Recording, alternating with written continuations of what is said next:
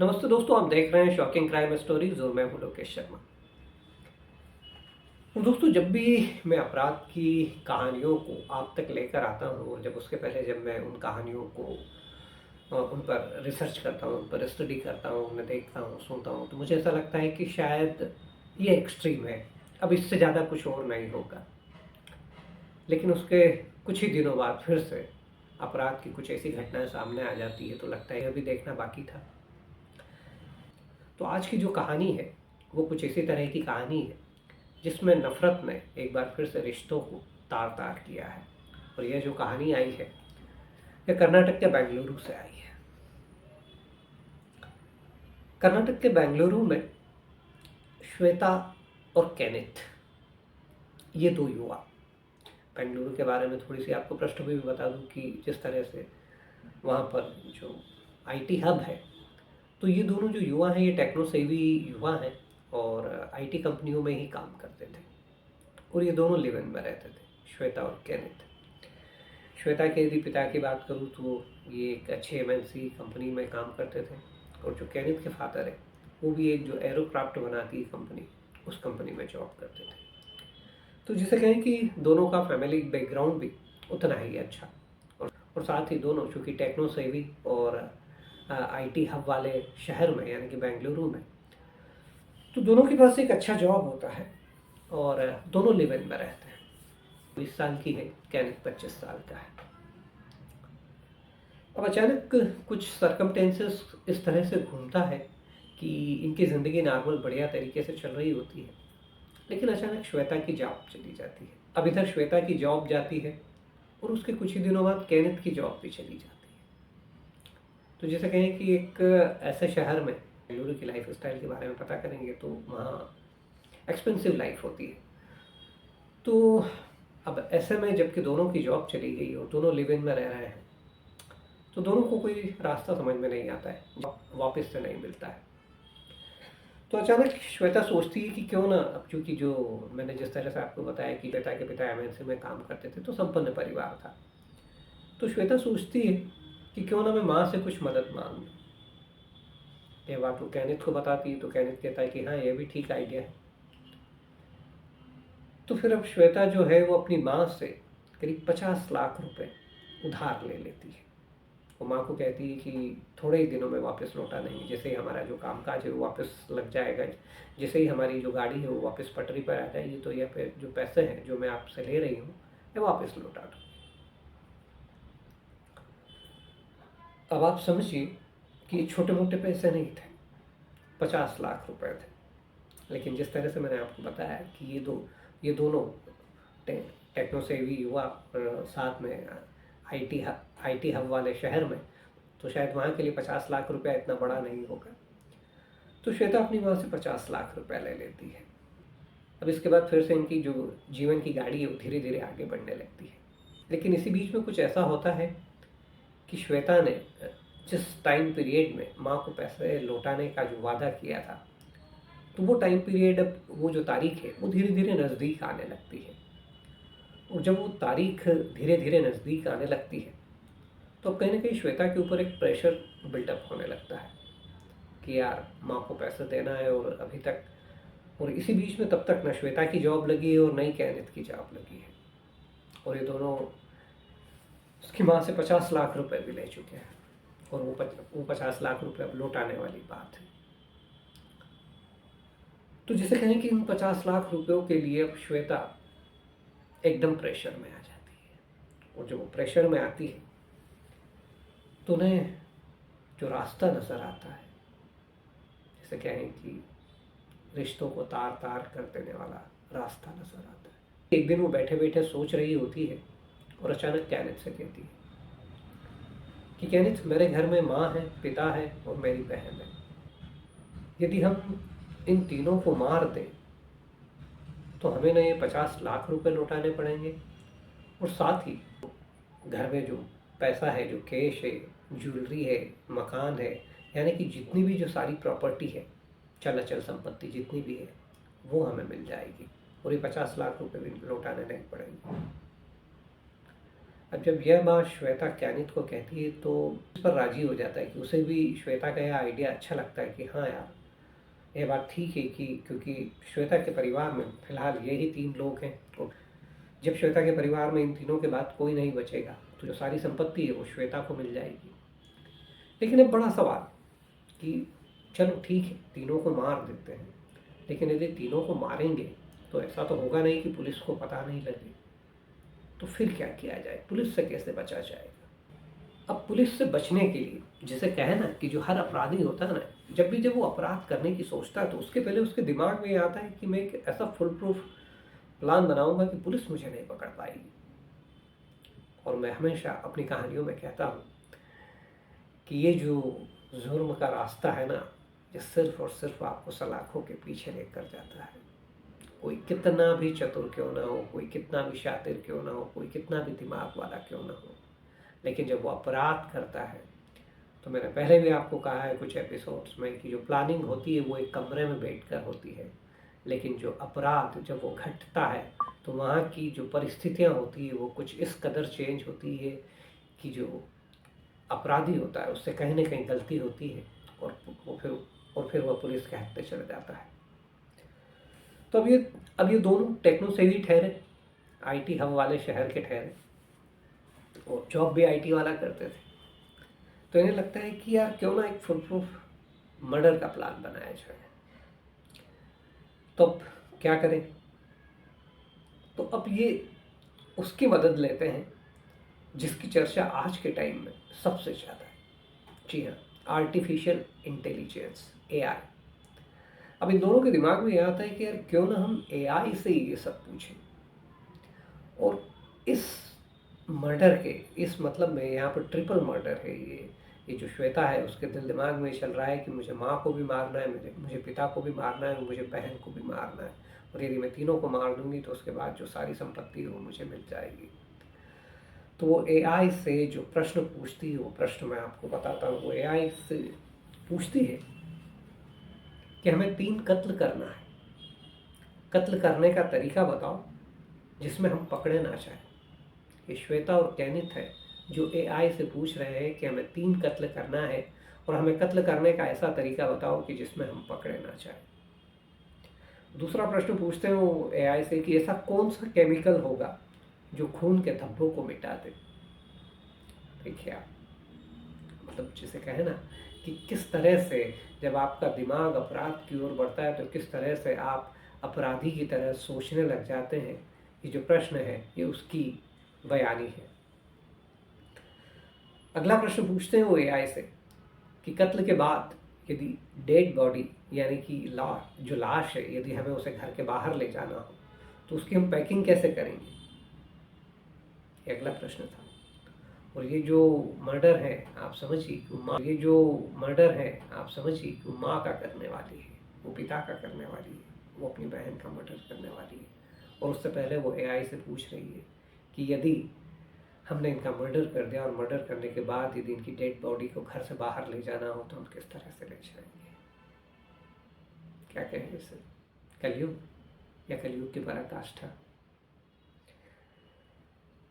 अगला प्रश्न यहाँ से वो करते हैं कि अगर कत्ल करते वक्त अचानक जिनका कत्ल हो रहा है अचानक वो उन पर हमला कर दे तो उससे कैसे निपटे। जैसे कहे ना कि एक एक चीज़ जो जो उनके दिमाग में आ रही है वो सब वो एआई से पूछते चले आ रहे हैं।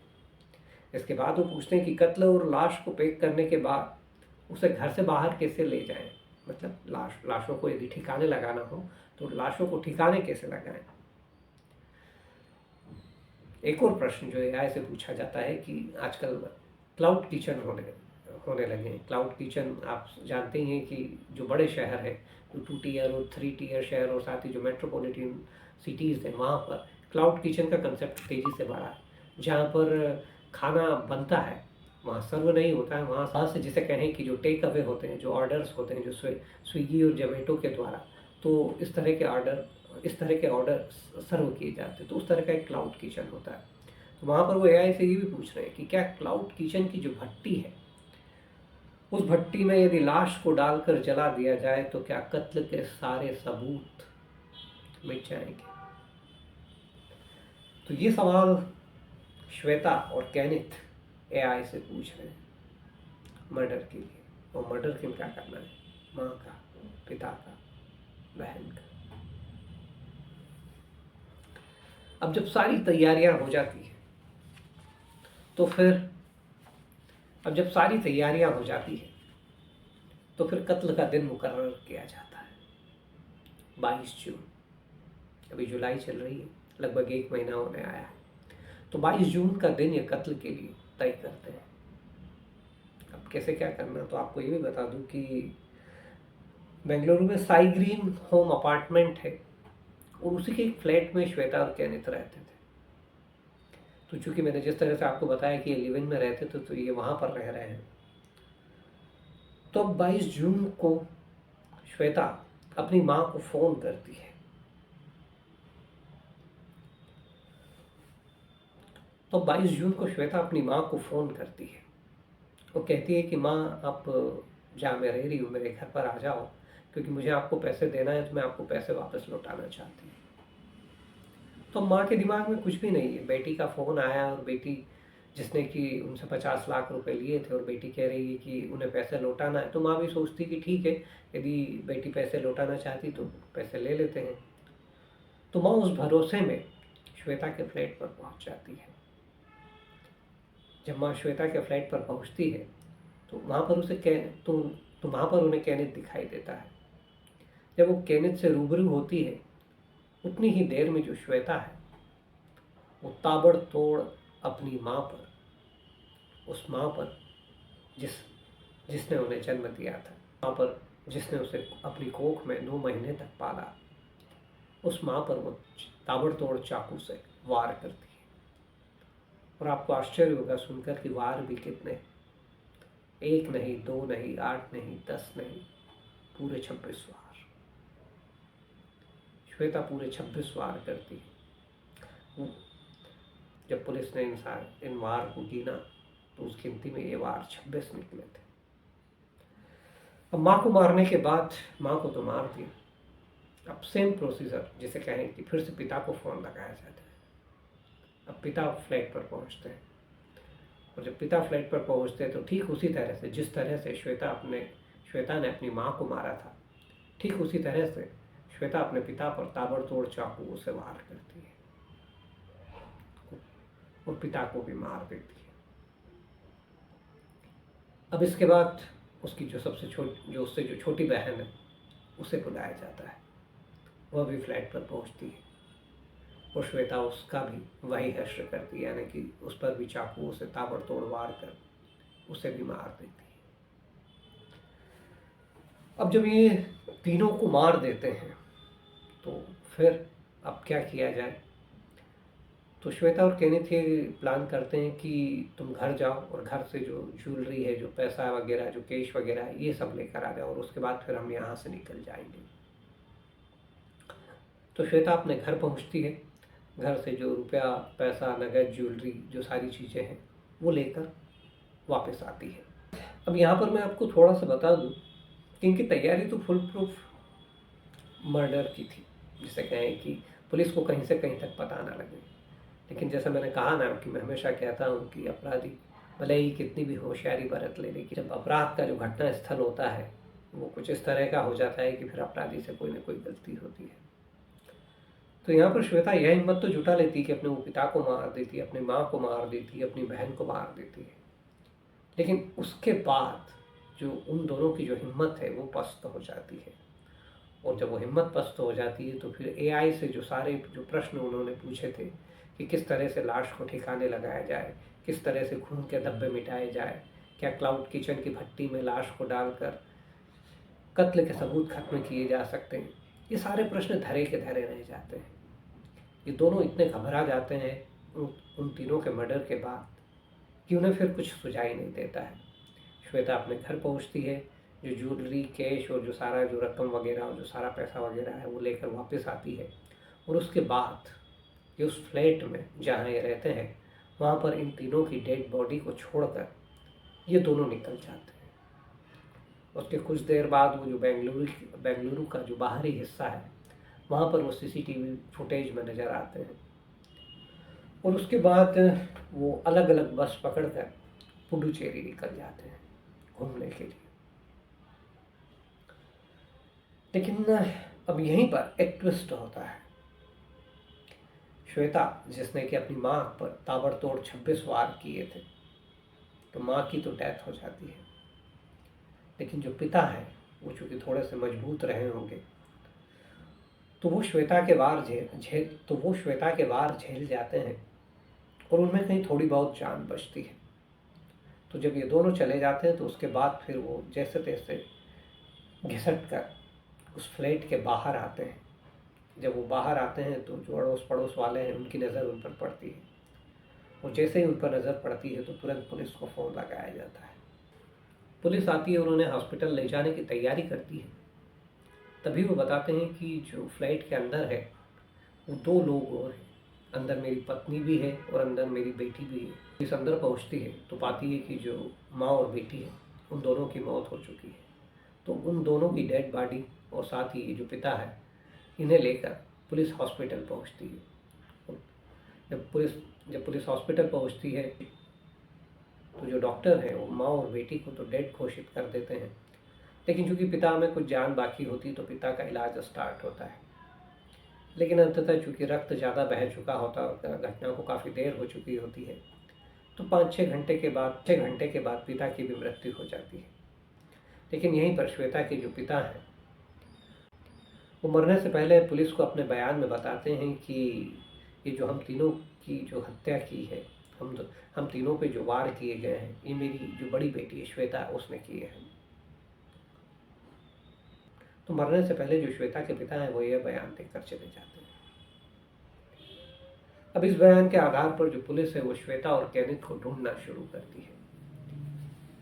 जब सीसीटीवी फुटेज खंगाले जाते हैं तो रात में 22 जून को रात में 9:02 पर जो केनिथ आगे आगे और श्वेता पीछे पीछे उन्हें जाते दिखाई देती है।